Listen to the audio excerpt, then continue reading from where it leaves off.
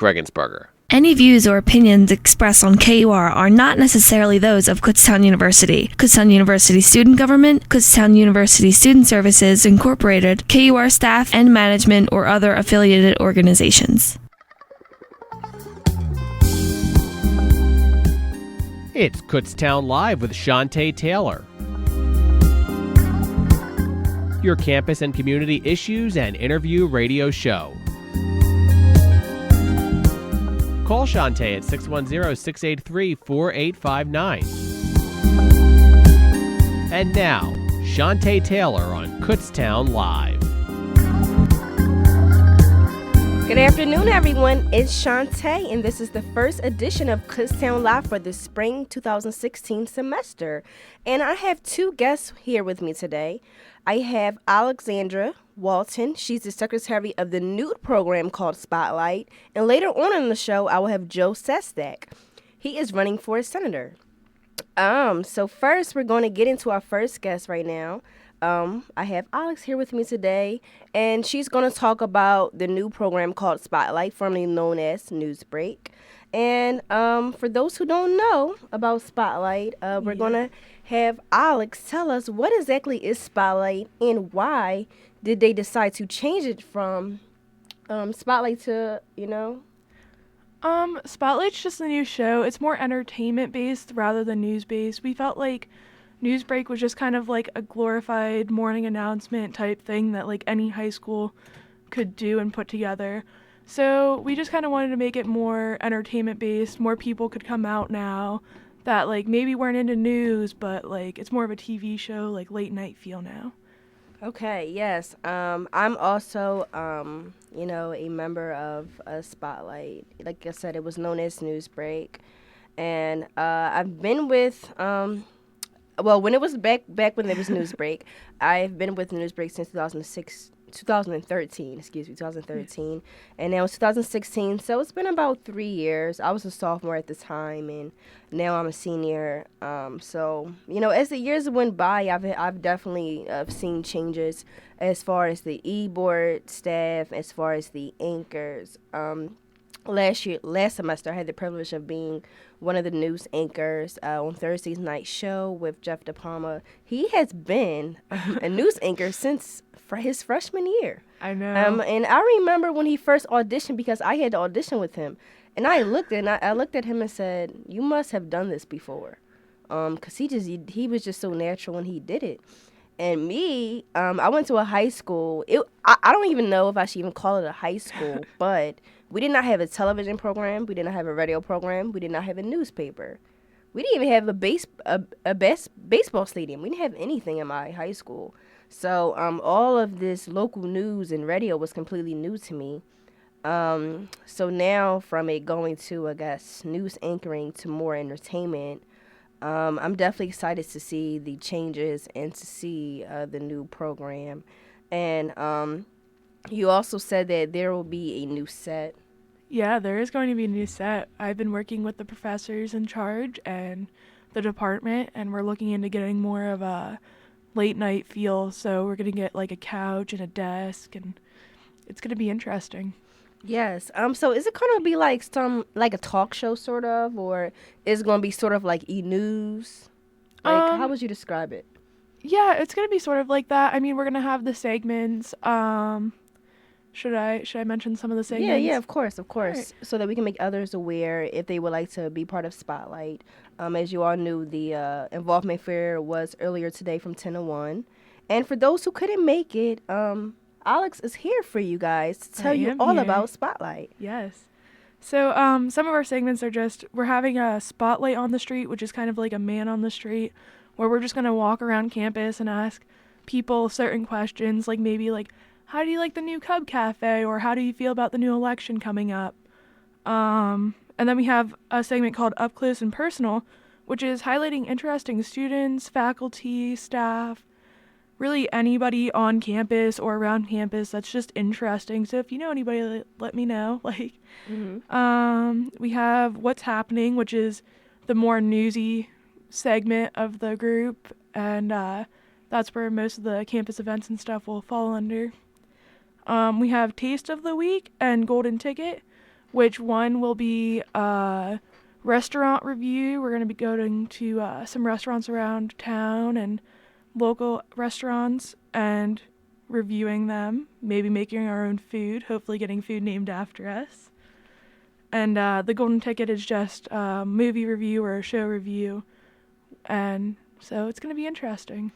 Yeah. I've gotten a lot of feedback, from doing a news break. Like when people see the videos on YouTube, I have family members and my friends comment on the news break production, and they always say to me, like, I think that you guys should do like something, more entertainment, make it more fun, make it more lively.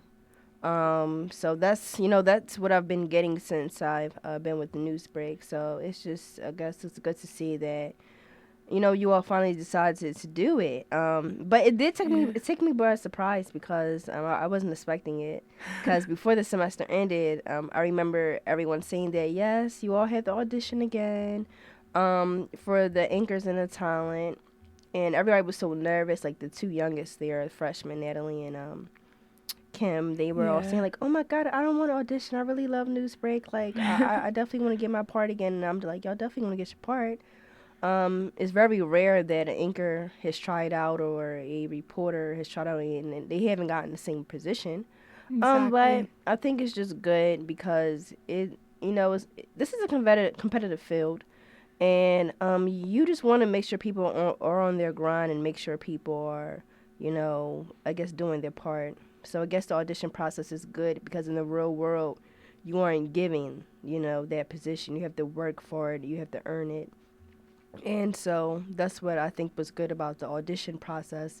Now, as far as these segments go, do the talent or the people that were previously talent, do they have to audition for these segments? Yeah, we will be holding auditions. I believe they're going to be next Tuesday. But like you said, normally, like, if you were already an anchor, you're probably going to get a position again because we know you're good. We know what you're capable of. And for, like, the main part, we're going to have 2 main hosts, which are going to be on the studio set. So that's still open. And it's just going to be a completely different layout. There's going to be way more room for people to be on camera. If you don't really like the on camera, you can be off camera. Because we're getting crews together for each segment. So that's what's nice about it. And come to the meeting, see what it's all about. Yeah, I know that I definitely would like the interviewing segment because, like I said, I love interviewing people. I love hosting people. Although, sitting on the couch and, hosting, that would be great as well. But like I said, it all depends on what you and the rest of the e-board think is suitable for those positions. But if I had to choose, I would say I would like the interviewing segment, Yeah. So I can interview interesting people on campus.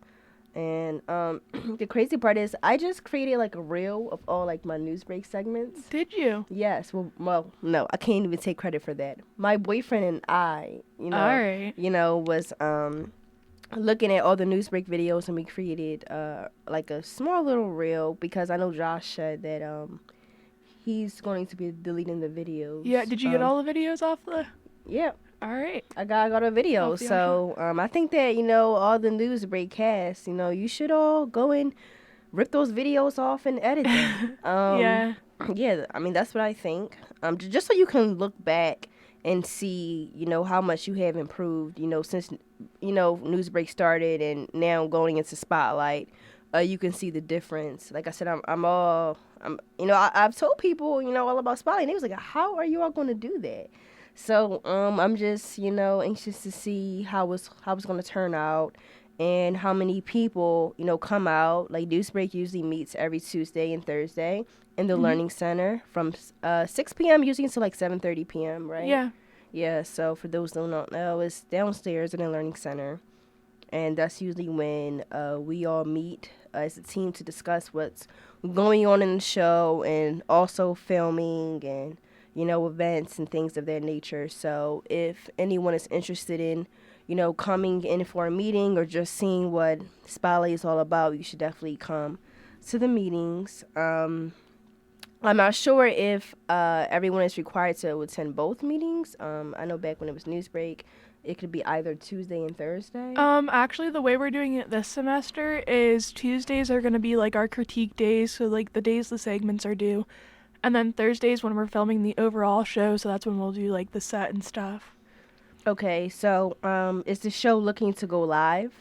We're hoping, because I know we've had difficulties like going live with Newsbreak just because of the equipment couldn't really handle it, and then so we're hoping maybe eventually. But yeah, like the meetings are every Tuesday and Thursday at 6 p.m. But if you really can't make those meetings, we still have the segments that we're filming, and those are going to be on different days at different times. Mm-hmm. Which we haven't come up with those yet, but once we get everybody's schedules, we'll have those times. And for the segment, so for the host, I know you said there's gonna be two main hosts that will be on the set, and then everyone else will be assigned to a segment. Yes. Now, will there be different reporters for segments each time, or will they still be doing the same segment each time? We are still discussing that as an e-board because we do like the continuity of the having the same host each time, but we still want to give more people options, like if they want to be on camera, to give them that option of being on camera. Mm-hmm. For the first show, I know we're all taking our segments and we are hosting them for the first show because 2 e-board members are on each segment. Mm-hmm. And then after that, I think we're just going to kind of go from there and see who all wants to be a host and where they would like to host. Okay, because I just wanted to know, would it be kind of like Newsbreak where whoever was the entertainment reporter, they were doing it every Tuesday or Thursday. Whoever were the anchors were doing that every Tuesday and Thursday. Yeah. But I guess you all still waiting on everyone's schedule. Yeah, and it's a weekly show now rather than like 2 times a week because we're just meeting and critiquing on Tuesday and then we're filming Thursday. Okay. All right. The thing is, I have my internships on Tuesday. Mm-hmm. So what I would have to do is I would probably have to notify my my internship coordinator on the days that I know that my show will air. Yes. So that I can, be able to sit with you all and critique it. Yes. So, but I think I wrote that on my schedule that my internship is from 6 to 10 All right. on Mondays and Tuesdays. So yeah, definitely. Whenever I just want to put that out there because you are the secretary. Yeah. So I just want to let you know that. Yeah. So whenever my show is set to air, I can be available for you all that Tuesday for it to be critiqued. Because I definitely want to make sure that my segment is great. It is my senior year, so I'm trying to just have a great reel. That's all. I know. I'm sure your segment will be great. All of your other stuff you've been doing for us has been great. Thank you. So. Yeah. So, are there any segments that you want to do, or? I know Brady and I are in charge of the Spotlight on the Street show, or segment. So I'm gonna be on that segment the full time. Mm-hmm. So I don't know. I know we're hosting because we're having 2 hosts for each segment. So I know we're hosting at least the first one, but after that we're gonna see. Okay. I know Brady's excited to get back to hosting because she Really? used to be the host Yeah, the before she was anchor. director. Yeah. So she's excited to get back to hosting rather than being just behind the scenes. Yeah. I wonder which does she prefer more? Does she like reporting more or being a director? She really likes both aspects. Really? Yeah. I don't know if she'd really like to choose one. She just kind of likes both of them because they're just so different. But I don't know. I just know she's really excited to get back to hosting because as soon as we said that we could host it, then she was like, yes. Like she wanted to host. And I'm kind of excited. I haven't hosted anything since high school, so because I used to host my morning announcements in high school. But Oh, see, all of you have television experience in high school. I didn't get any of that. So coming here to college, like I said, everything was completely new to me. I had to learn on my own. I was like, oh, I need to step my game up because these people know a lot. So yeah, that's definitely something that I have to, adjust to. But now that we've talked a little bit about Spotlight, for those who don't know you, can you tell us your major, your minor, and your year? I am a junior EM major without a minor yet, because I haven't declared a minor yet. I'm not sure where I'm leaning towards. Yeah. I don't know. What else do you want to know? What I'm involved in? Yeah, what is it that you would like to do as a career? Ooh, that is a tough one. I don't know. My mind keeps changing, and I'm like, ooh, I really want to do this, and then I'm like, wait, I really want to do this. So I don't know. I really like audio stuff, so maybe going into like audio and working on like concert crews and stuff. Oh, that's fun. Or even working on a TV set would be really cool, like maybe going to like Hallmark and getting to work with all the cheesy, corny movies that they make. I know I went to, I guess, a radio certification program back in July, and all of us wanted to do on-air things, but this one girl wanted to do audio production, and she was able to find a job before most of the people that wanted to be on air. So, yeah, she graduated last May, and she got her job, I guess, this fall. So yeah, That's really exciting. Yeah, it is exciting. I don't know too many people that want to go into audio. So, Yeah. but I think doing concerts and movies will be fun, rather Right? than a news station. A news station is stressful. News station. Oh, I mean, well, when I was in high school, I did an internship at my local like news TV station. So like they did in the news, but they also did other shows. And I was there a lot, but it was just because I really thought I wanted to go into news, but it's just not something I don't think I could do long term. It's stressful. Yeah.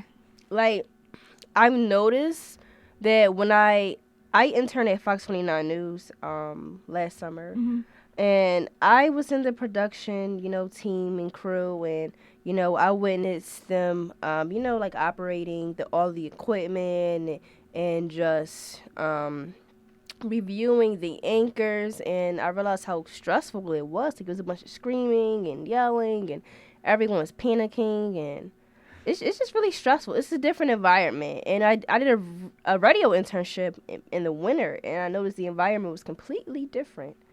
But I'm not trying to say like don't do news. There's definitely great things that go with news. Yeah, definitely. I just know that it's just a lot more pressure. And I think that you have to be able to handle pressure. Like, you definitely have to be able to do that, as well as having thick skin. Because I would definitely say it's not hard. Based on what I've seen, at my internship, and, I've seen people panicking and crying and, all sorts of things. So I know that industry is not for everyone.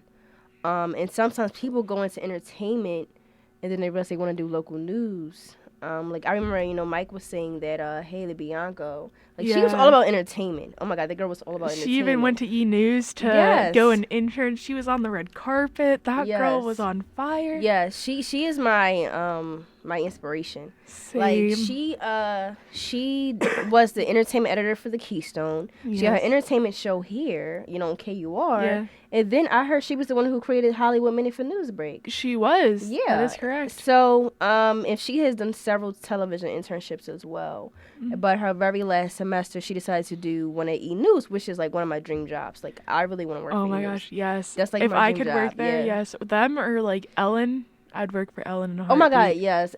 You know what? Like, I always said if I wanted to do a talk show, I would want mine like Ellen.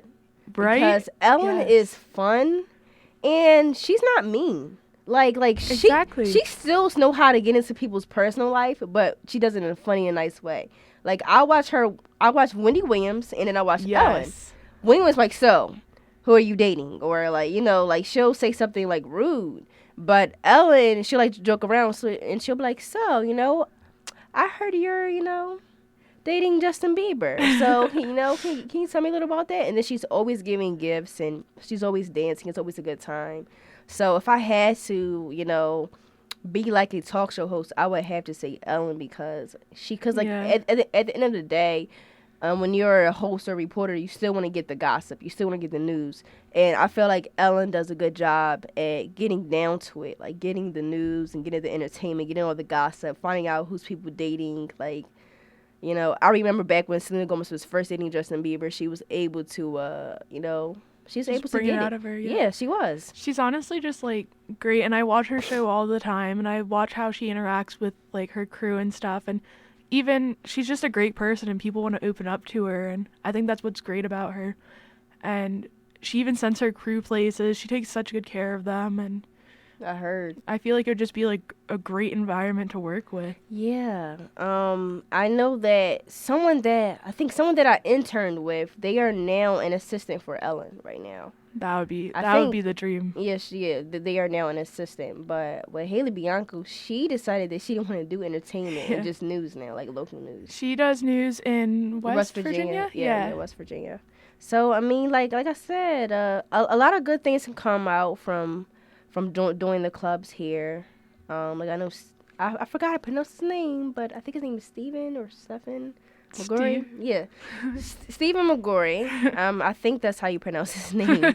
But he was the person that actually trained me in KUR back in 2014, and he is also a reporter right now, and he was part of Newsbreak. He was one of the anchors with Haley. Yes, he was. Yes.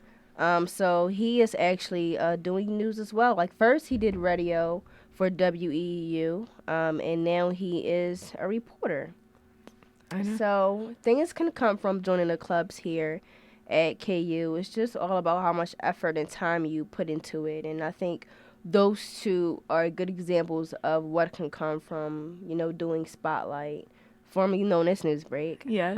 So like I said, you can all, come out, even if you're not sure if you want to do TV or if you want to do production.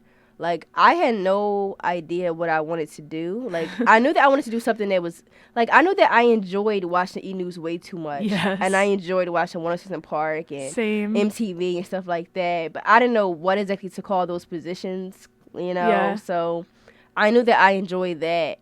So I just didn't, really, I guess, know until I joined Newsbreak. And then with KUR, I had no idea I wanted to join radio. Until I was a host on KUR. So you just never know. Like, it's okay to be lost and to not know what exactly you want to do.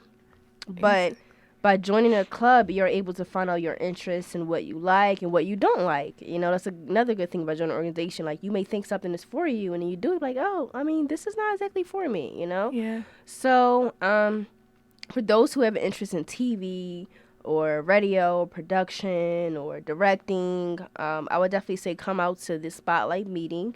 They're having a meeting tonight at 6 p.m.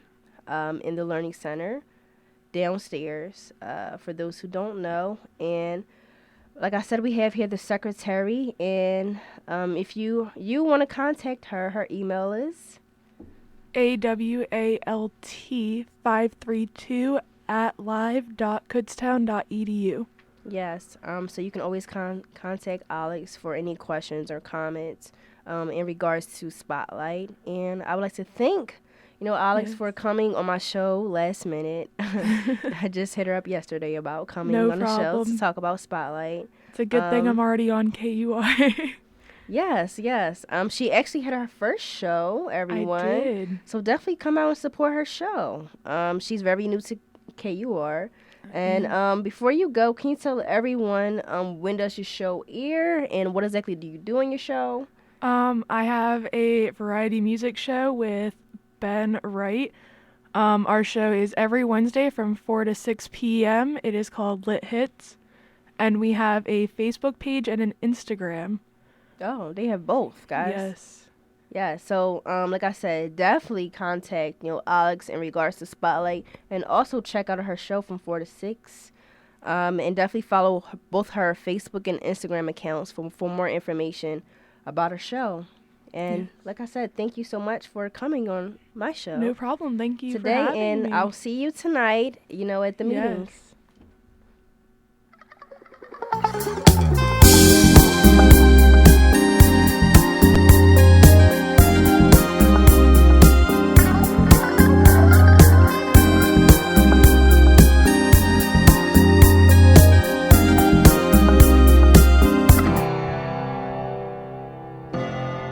It's Telescopic Topics, a look into the world above us.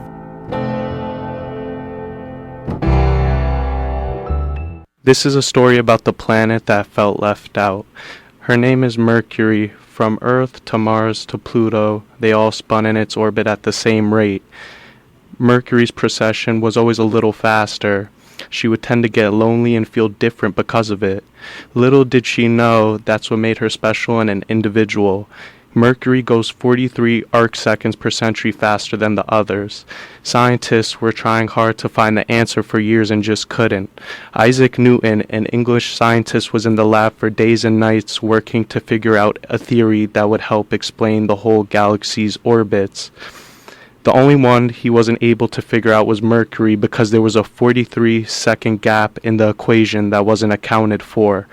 Years went on, time kept going, and Mercury was lonely as ever. In 1905, a brilliant scientist named Albert Einstein proposed the theory of relativity. It helped to explain as Mercury orbits around the Sun in an elliptical orbit, the two focal points of each orbit nearest the Sun and farthest away should ever so slightly move from one orbit to the next. He went to Mercury and told her all about this new theory, and she was filled with life and was astounded that someone finally figured it out for her and she wouldn't have to live in confusion anymore. This is the explanation of the precession of Mercury. Thank you for listening. Telescopic Topics, a look into the world above us. Stay tuned to KUR for more telescopic topics, and for more information or to hear the segment again, click on the Telescopic Topics icon on the KUR website at www.kutztown.edu/KUR. Telescopic Topics is a production of the KU Physical Sciences Department and is recorded by the KU astronomy students in the studios of KUR. Thank you for listening, and we'll see you next time. If you're in a traffic accident and have special medical needs, the Yellow Dot program can help. Hi, I'm State Senator Judy Schwank with a Pennsylvania Moment. A yellow dot decal on your vehicle's rear window tells emergency personnel that there's vital medical information about you in the car's glove compartment.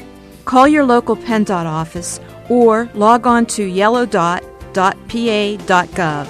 I'm State Senator Judy Schwank with a Pennsylvania Moment.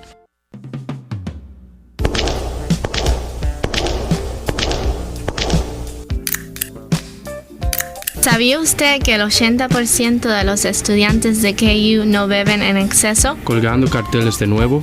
¿Crees que ese cartel es realmente cierto? Sí, es cierto. Soy una embajadora de la salud de KU y estoy familiarizada con el audit. Estudiantes de KU participan en el cribado de alcohol cada año. Utilizamos los exámenes de identificación de desorden del uso de alcohol. Esta es una forma sencilla de detectar e identificar las personas que están en riesgo de desarrollar problemas con el alcohol. Hemos aprendido que la mayoría de los estudiantes están tomando el cuidado de su negocio y centrarse en lo académico. Parece que esta cosa de beber no es un gran problema. Puedo ver que esto es cierto, ya que la mayoría de mis amigos no beben. ¿Te gustaría conseguir un grupo de amigos para comer algo? Suena muy bien. Mándame un mensaje postero. Kutztown Living, vecino a vecino. Financiado con una donación a través de la tarjeta de control de licor de Pensilvania. Coming up next on Kutztown Live with Shantae Taylor, an interview with Admiral and longtime politician and currently running for Senate, Mr. Joe Sestak. Stay tuned. It's hard for me to talk about, but I remember I was late for work and I was speeding. Then I saw the car and I hit the car, and at that point I just remember everything in slow motion, the car wrapping around me, and I kept thinking to myself, this is it, I'm going to die. Instead I'm in the hospital, I'm going home tomorrow. But the hardest part with all this is with Andy. He doesn't look me in the eye anymore, he just kind of pats me on the hand. He probably knows that I know that he's going to leave me, and I can see that in his face. just as clearly as I can see what I've done to mine. Speeding gets you nowhere fast. A public service message brought to you by this station and the U.S. Department of Transportation.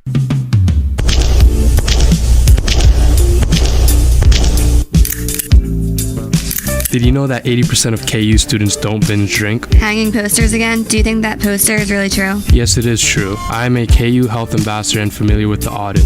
KU students participate in alcohol screening each year. We use the Alcohol Use Disorder Identification Test. It is a simple way to screen and identify people who are at risk of developing alcohol problems. We have learned that the majority of students are taking care of business and focusing on academics. You know, most of my friends don't drink, so I guess what this poster is saying is true. Would you like to get a group of friends together for a bite to eat? Sounds great. Text me later. Kutztown Living, neighbor to neighbor. Funded by the Pennsylvania Liquor Control Board. The moment she sees you, she gets excited. She can hardly control herself. She runs to you and jumps into your lap. You stroke her back. She licks all over your face. You rub her stomach. She pants heavily. Then she jumps down and runs off. She turns and tilts her head. She barks. She returns and lays at your feet. She whimpers. Then she darts off again. She probably wants you to chase her. She doesn't know you can't play like you used to. Because she doesn't know you're paralyzed. See, you didn't think you needed a seatbelt just to drive up the road. Then that truck ran that stop sign and bam, you got thrown from the car. If you had only known that most car crashes occur close to home, you would have been wearing your seatbelt, and you wouldn't be stuck in that wheelchair. And this story wouldn't have gotten all twisted, and you'd be rolling around on the floor by now. So buckle up, because you never know. A message from the Department of Transportation and the Ad Council. Looking for exceptional research and fieldwork opportunities? The Chincoteague Bay Field Station is an environmental education facility located on the eastern shore of Virginia. We offer a variety of college courses each summer ranging from geology and biology to literature and marine science. For years, Kutztown University students have come to the field station to participate in cutting-edge research and gain practical experiences that help them secure a job in their field. Find out how you can get involved today at cbfieldstation.org. That's cbfieldstation.org. Hi, hon. I thought you were coming home early. Yeah. What's the matter? What happened? And I realized today just how much I really love you. What do you mean? I almost got killed today. Oh, my God. I was rushing home to catch the game. There was a train coming. I thought I could beat it. Billy. I was just about to go around the gate. Something made me slam on the brakes. Oh, thank God. Coffee went everywhere. I'm so glad you're all right. It wasn't worth the risk. Never see you again. Never smell your hair. Don't even say that. Never see you walk. I love you. I'm sorry. It takes a mile for a train to stop. Don't try to beat a train, or someone you love will get hurt. Look, listen, and live. This message brought to you by Operation Lifesaver and this station. It's on us. To stop sexual assault.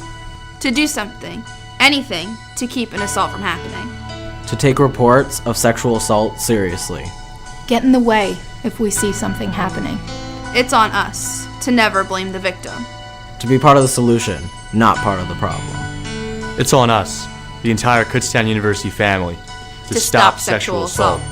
I took the pledge, and you can too, at itsonus.org.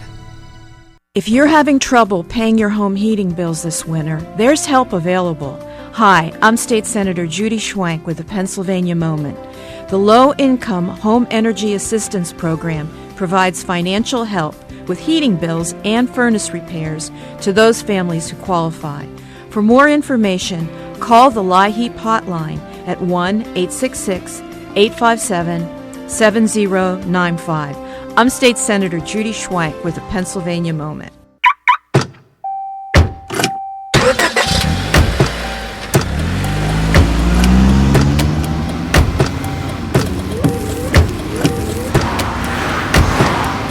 Driving has a rhythm all its own. Don't wreck it with a text. Before you get behind the wheel, silence your phone. Or better yet, designate a texter. For more text-free driving tips, visit StopTextStopWrecks.org. Brought to you by the Ad Council and the National Highway Traffic Safety Administration. 1-800-222-1222. 1-800-222-1222. If you think it might be poison, then the first thing you should do is call 1-800-222-1222. Poison can be anything you're not supposed to take. Antifreeze, pesticide, the wrong drug by mistake. If you breathe a nasty chemical, been bitten by a snake, call the Poison Control Center hotline. We're here for you night or day. For a poison or drug emergency at home or at work, just call the Poison Control Center hotline. We're here 24/7 with the expert help you need. Free and confidential. Even if you think it's a false alarm, call 1-800-222-1222. 1-800-222-1222. If you think it might be poison and you don't know what to do, call 1-800-222-1222. A message from your Poison Control Center. Hey KU students, how would you like to be a part of the two-time recipient of Kutztown University's Gold Status Organization of the Year? If so, bring all your talents to KUR. No experience required, on-site training provided. For more information about joining, go to our website at kutztown.edu/KUR or drop us an email at kur@kutztown.edu. We look forward to hearing from you. Me, a cat, moving in with a single guy. At first, I thought it might be a little weird, but turns out it's actually pretty amusing. For instance, like my human's gotten so used to me being around, sometimes I think he forgets I'm here. He'll get up for work, shower, shave, and come out with no pants. Plops right down in front of the TV. Hello, there's a lady in the room. A person is the best thing to happen to a shelter pet. Be that person. Adopt. Brought to you by the Ad Council and the ShelterPetProject.org. Hey, there he is. How's it going? I'm having a stroke. Are you going to shake my hand or what? I'm having a stroke. Wow, you're not even moving your arm. I'm having a stroke. Are you okay? I'm having a stroke. Your face looks weird too. I'm having a stroke. Are you having a seizure or something? I'm having a stroke. When someone is having a stroke, they may not be able to say it with words, but their body language will tell you loud and clear. I'm having a stroke. You just need to know the sudden signs. Look for FAST, F-A-S-T. F, face drooping. A, arm weakness. Or S, speech difficulty. Then T, time. Time to call 911 immediately, because the sooner they get to the hospital, the sooner they'll get treatment. And that can make a remarkable difference in their recovery. Know the sudden signs. Face, arm, speech, time. Spot a stroke fast. Visit strokeassociation.org. Brought to you by the American Stroke Association and the Ad Council. It's never too early to start thinking about paying college tuition. Financial help is available. I'm State Senator Judy Schwank with the Pennsylvania Moment. The Pennsylvania Higher Education Assistance Agency, or FIA, offers many kinds of scholarships, grants, and loans. For more information, log on to FIA.org or call 1-800-233-0557. I'm State Senator Judy Schwank with the Pennsylvania Moment. As a young teenage boy, I didn't even know what autism was. How do you even spell that? A few years later, I heard that a friend's cousin's son had been diagnosed with autism. I still wasn't sure what that really meant. When I went to college, my roommate's brother had autism. When I moved to the city for work, my best friend called me and told me his son had been diagnosed with autism. We were both in shock. I still remember the day I walked into the house and saw that look on my wife's face. I knew something was wrong. I'll never forget how I felt when she said, "Our son has autism." Autism is getting closer to home. Today, 1 in 68 children is diagnosed with autism. That's about a 30% increase in 2 years. Learn more at autismspeaks.org/signs. Early diagnosis can make a lifetime of difference. Brought to you by Autism Speaks and the Ad Council.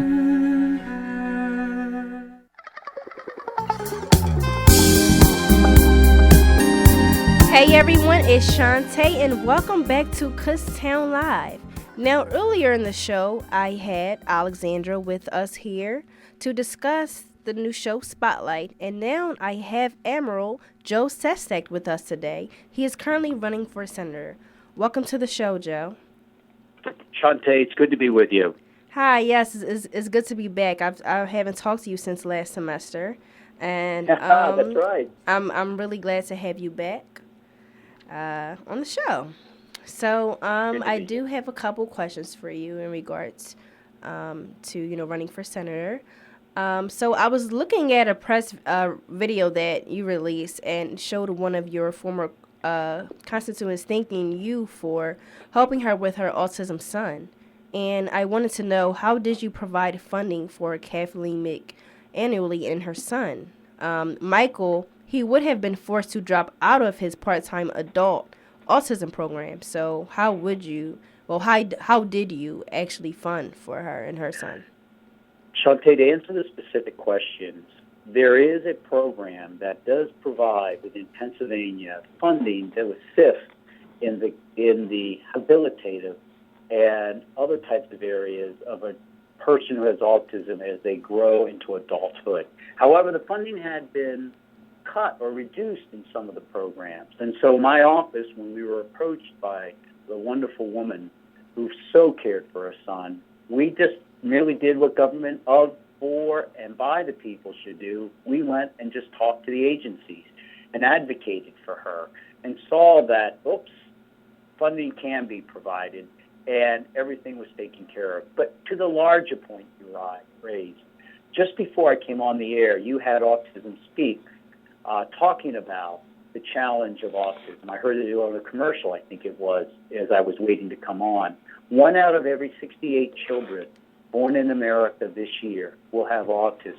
When I entered Congress in 2006, it was a 1 out of 125. It actually is an epidemic. I moved the very first money in 12 years into autism for federal efforts to try to better address this issue when I was there in 2007 and 8, those first couple years. This is an issue we as a nation have to address, because if you intervene early, you often can actually have people become extraordinarily productive citizens of America, and that's what we have to do. Yes. So I know that you actually helped Miss Kathleen.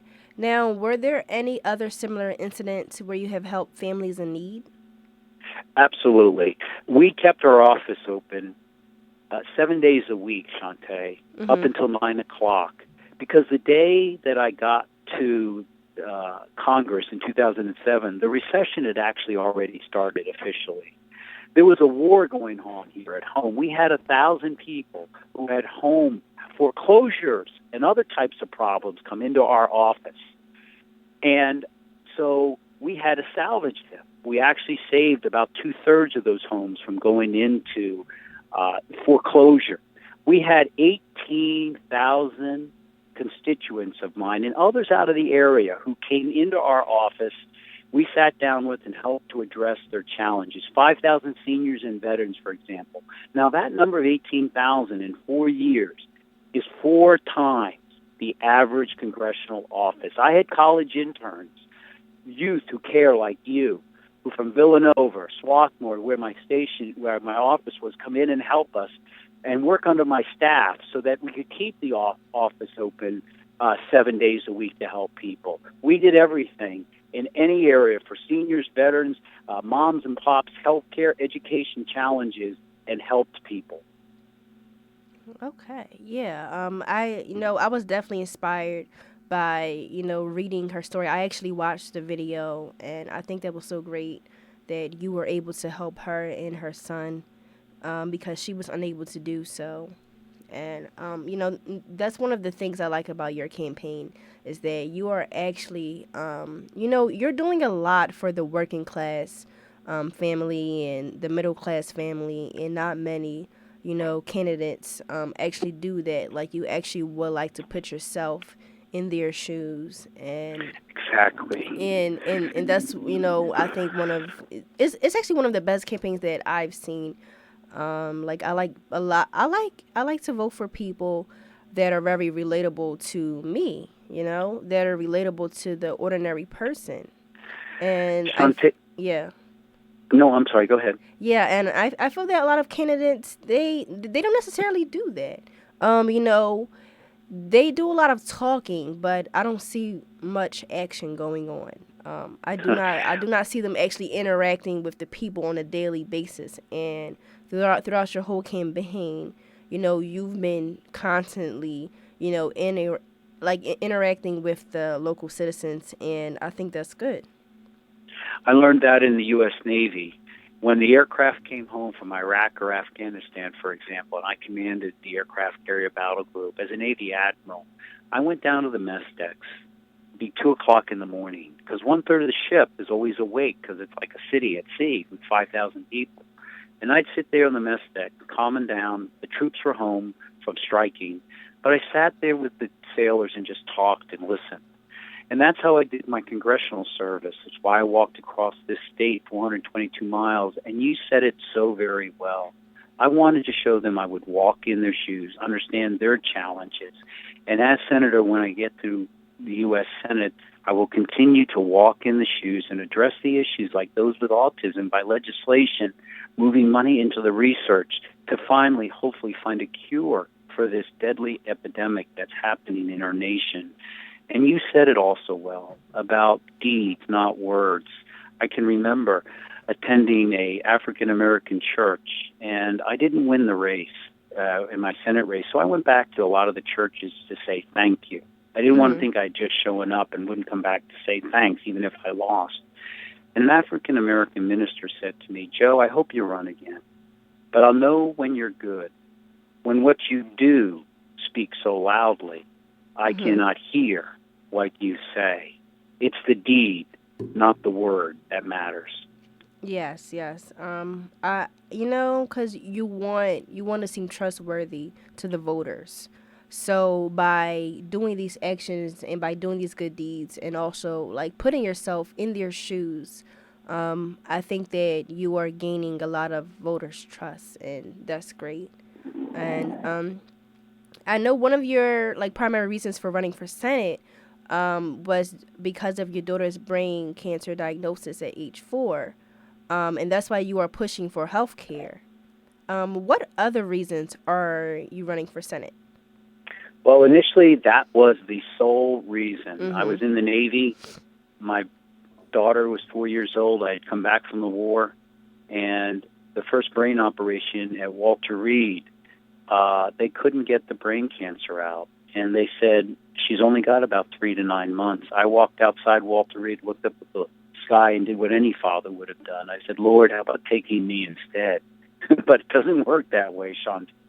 So I went back in, and that little warrior, 4 years old, fought harder than I did. Only 8% of kids survived her brain cancer.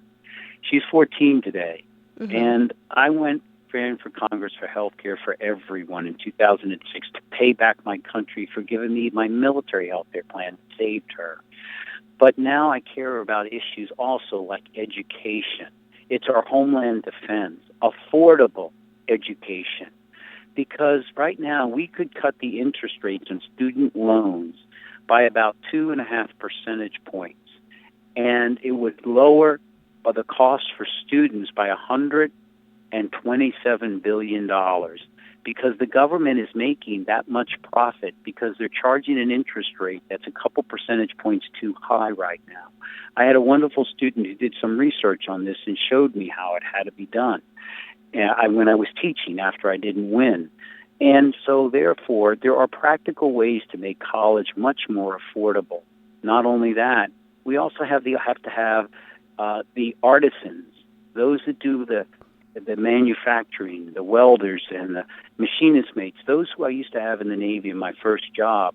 We need more of them to get to certificates in community colleges because manufacturing is about to come home. So jobs with wages increase and an educated, well-trained workforce. That's restoring the American dream where people can be all they want to be. Yes. I think that healthcare is definitely important. A lot of Americans are not getting health care. And why do you think this country has an issue with providing Americans with health care? I think it's because we have not had the leadership in the breadth of numbers of leaders who can be out there and explaining it. So, for example, when the Tea Party was in 2010 roaring against the health care plan, when former Congressman Toomey, who was running for Senate, just was ripping it apart, even though as a congressman, they were losing 165 people off the health care rolls every day in Pennsylvania. We needed more people to say, wait a moment here. We actually used to have leaders in 1789, that in Congress passed a piece of legislation in our first Congress that said all sailors were mandated to have health care, because if they got sick on a merchant fleet, our entire economy, taking raw materials from America to England to be turned into textiles and furniture and brought back, would have been ruined because people were sick. And today, we were losing $100 billion a year in productivity because people who are uninsured, when they get sick, they have to go to the emergency room, so they wait so long, and then they're so sick, they lose more work days, and so therefore we're all hurt. We need leaders who actually will explain, as we do in the military, we give health care so we have healthy, productive warriors. And it's not because of just charity. We want everyone to have it so that everyone can contribute to the common good. Yes. I definitely think healthcare is important, and I hope that, if you do win, that more Americans, definitely in the PA area, will get healthcare. And, you were talking about Toomey. And why should people vote for you and not Toomey or McGinty and the other candidates? I hope people will vote for me because I want them to understand I will continue my life of service. I joined up during the Vietnam War era. I gave 31 years to my wonderful country. I served it in war as well as in peace. But when my daughter got brain cancer, the country was there for me with a health care plan for my daughter. So I wanted to serve the country again. And I went there as a congressman and served those 18,000 people who walked in our door. And I didn't do it just during normal working hours because many of them were working then, and I had to help them later at night. And then I turned down the lobbying jobs. Those outrageous multi-large figure jobs that 400 congressmen and senators, including Pat Toomey, took after he left Congress and said, that's not how I want to take advantage of my past service. And I went to teach with our national treasure, the youth of America, at 5 colleges and universities throughout Pennsylvania. And then I now want to serve again. I want to continue to walk in the shoes of Pennsylvanians. And it's not about me. It's not about my job. It's not about me being wealthy in money. It's because I think you can be wealthy in different ways than money. And in my case, it's by serving others. As someone once told me, you can't do better for yourself than by serving others above yourself. Yes, I completely agree. And I would like to thank you again for coming on my show. And I think that you are sending a great message out there to, not only college students, but citizens in Pennsylvania. And I hope that your campaign will continue to be successful. And I'm looking forward to the voting results. And like I said, thank you. Yeah, thank you so much for coming on the show. And Shantae, when you're a famous radio broadcaster, please still have me on. Yes. I would definitely have you on again. And I forgot to say that I was actually interning at Word Radio, and I enjoyed the interview that you had with Solomon Jones on there 2 weeks ago. Yes. So I was just I went over to and was just walking through WURD the other day. So thank you. It's a great place. Thank you so much, and I hope you have a great day. Same to you. Bye-bye.